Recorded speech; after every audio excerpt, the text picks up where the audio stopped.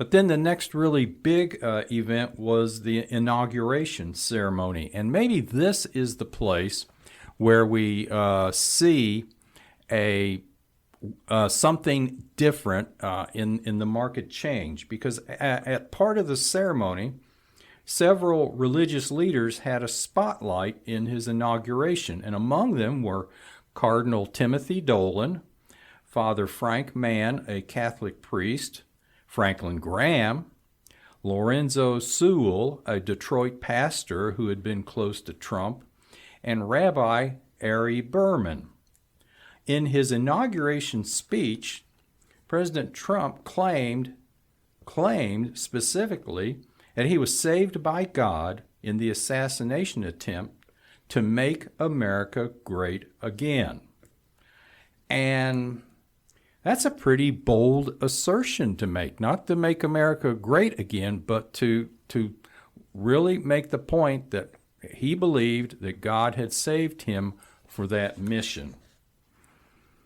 Any thoughts, additional thoughts on that? So a couple, and that kind of goes to the affect he may have had just right after the attempt when he was at the Republican convention, is the daunting. It has to be quite daunting, in particular to a man who, though, from all apparent demonstrations on his part, was what we would call a token believer. Yeah. That's another good way he was to a good describe person, it, yeah. but he wasn't like a deep, spend a lot of time thinking about things. He was very much in the real world, quickly. So yeah, and he didn't go to church every week, and he didn't work on ministry projects and things like that. Teach Sunday school. He just wasn't. Well, anyhow, that's sort of religious practice rather than your spirituality, but something deep and profound had to have happened to him.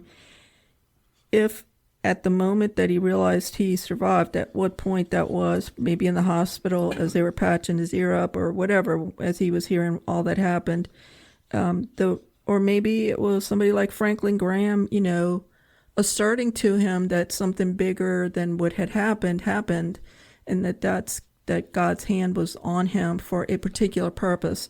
So, though that must be extraordinarily, I don't know, like a super spiritual experience all by itself, to think God has his hand on you in such a massive way,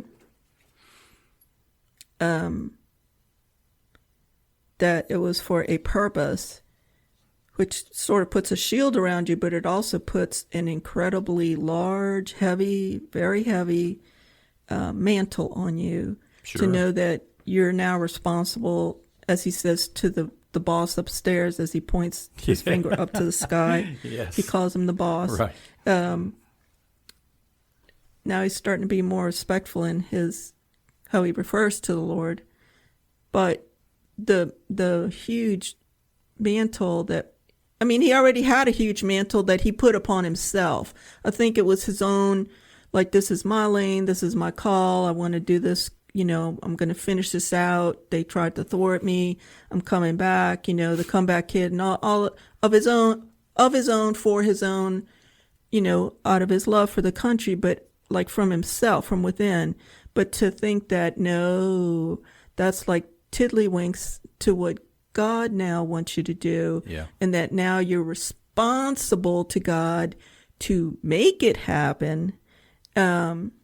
Hopefully, and I believe many high-ranking spiritual leaders, such as Franklin Graham and Cardinal Dolan, and probably little quiet people that we don't even know about, help redirect him to that it's not on him, it's on the Lord to make it happen, but that he has to just press forward. So he was a man on a mission. Now he's a man with a mission. Yes. Which is totally, I think, I don't know, if you think it's that God wants you to do it, I think it'd be a whole different ball game than that's what you want to show the world, Sure. like your legacy kind of thing. Sure.